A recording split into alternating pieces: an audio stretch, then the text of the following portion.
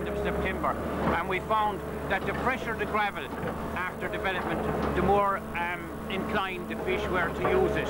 Actually, last year when we developed certain spawning areas, the fish actually abandoned their areas they had been using in preference to new areas. So freshly raked gravel is not a deterrent, it's actually an invitation for fish to use it.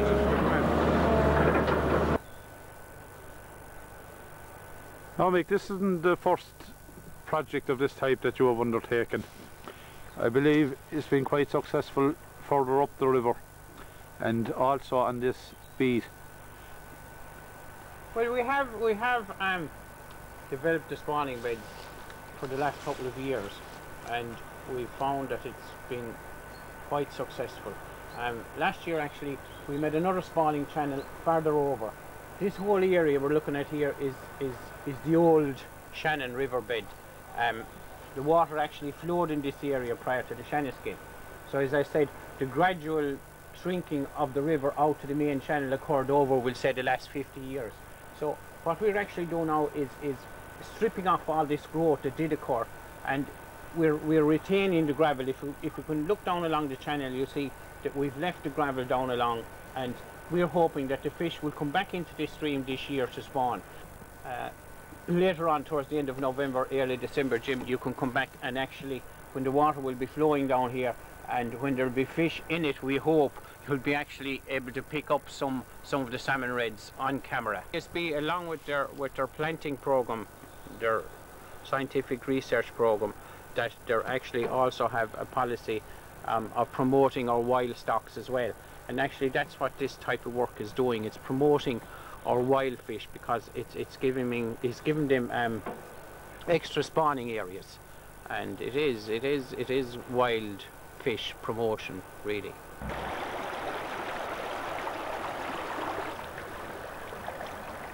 Well, Michael, I must congratulate you on the fine job you're after doing here.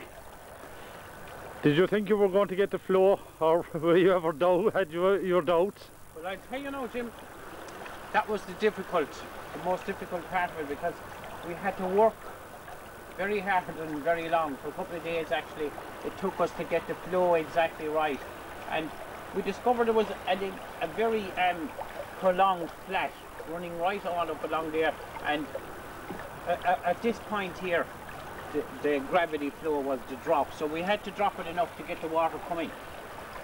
So if you just look here, you'll see this we have the first gravel height made here.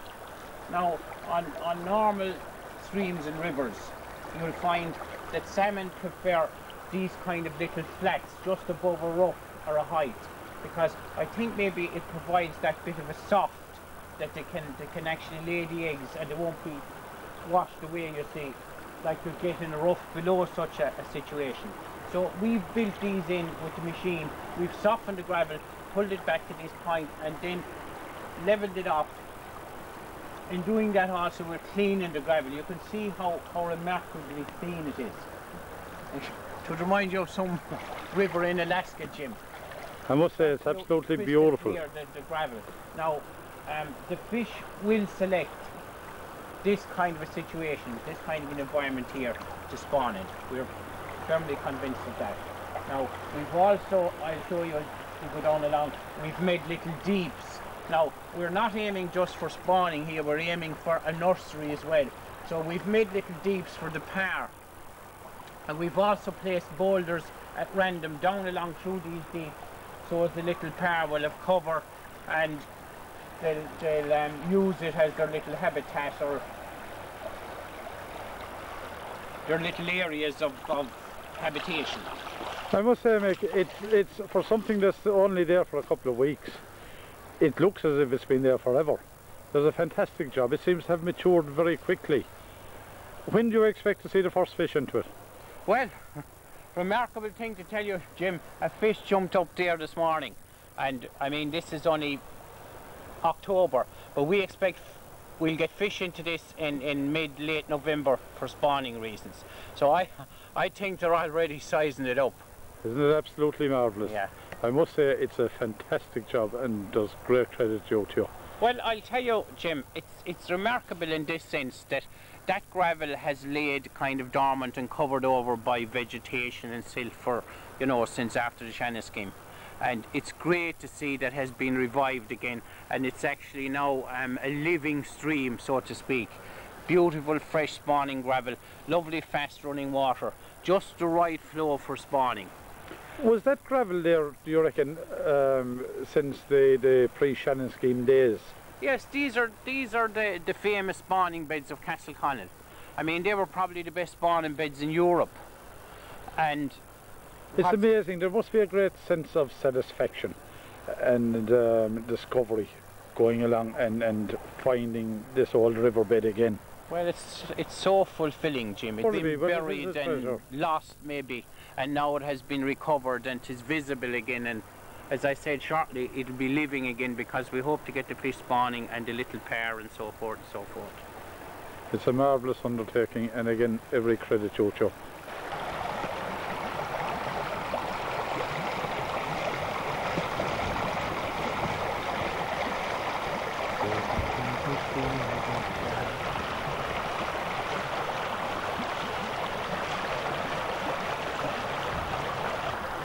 Well, Michael, here we are once again back in your favourite stream.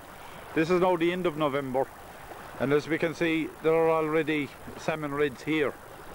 Obviously there's fish about, so how do you feel at this stage? You must be a bit proud of your work, do you? Well, at this stage, Jim, it would appear it was a success. As you can see, the activity, the fresh salmon reds, and the fish have turned up and they've spawned as predicted. So the salmon are back on the old gravel of the Shannon, and I think it's a great thing to see. I have been here on a few occasions, and there has been a lot of activity with fish, and it's just marvellous to see fish coming into what is basically a man-made stream and spawning naturally. It's a great tool for fisheries conservation and rehabilitation. I don't think you were ever in any doubt, though, Mick, that the fish were going to come into it.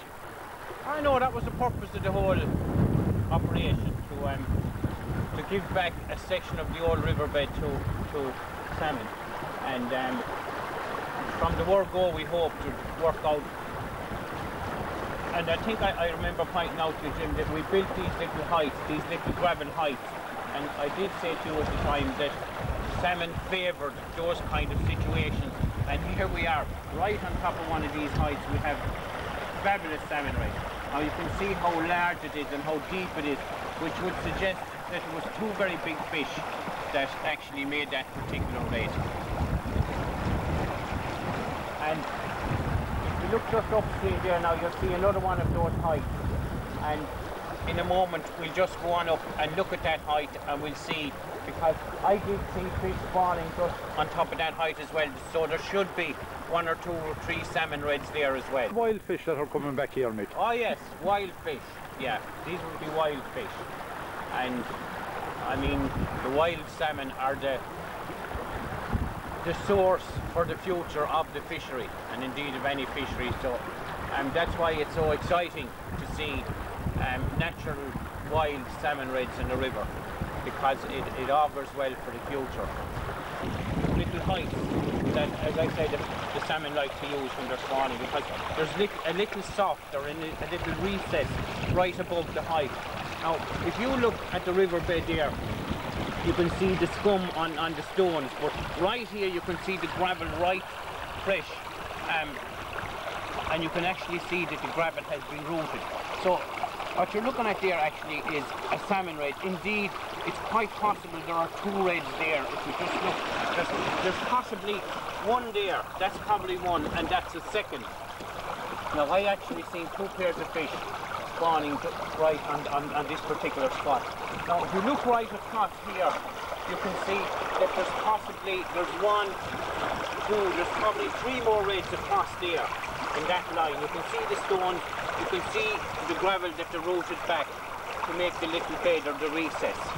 And where I'm standing, probably the eggs would be under this height now, because when they do root the gravel back, it covers the eggs, you know, and it's great. It's just marvelous. It's great to see what can be achieved by this kind of fisheries development work. Find that they've rooted the hole. Maybe it's what? You've gone down a good 2 feet there. It is, yeah. And when I step up in out of the height, out of the salmon red, you'll find that there's a big heap of gravel that the fish have rooted out. So it must be pretty exhausting work for the fish used. And it's a pity we haven't seen any fish, but it's quite difficult in that kind of situation to get fish. There's a fish. There we are. Right. He's a bit marked, but here he's back again to us. He's coming down. There we are. Yes. You see the way they hang around the legs, Tim? You see that? There he's on his leg. Yes, we have him. Back now. He's keeping an eye on it now. He's keeping an eye on it. Now he's a bit sore. We can see his head. Well, can you imagine when all the work he's done and all the work this is marvellous. He's bound to show the results of it. Well, I think we have a first here. This is absolutely marvellous. This is more now than we could have hoped for. It was great to actually see a fish tail back onto the red as if to kind of guard it against our presence. I think he resented you going into it that time and disturbing it slightly. I think so. He was probably upstream watching. So, no, it's marvellous. It proved the point. There's fish in the stream, there's salmon reds, and what more could you hope for, you know?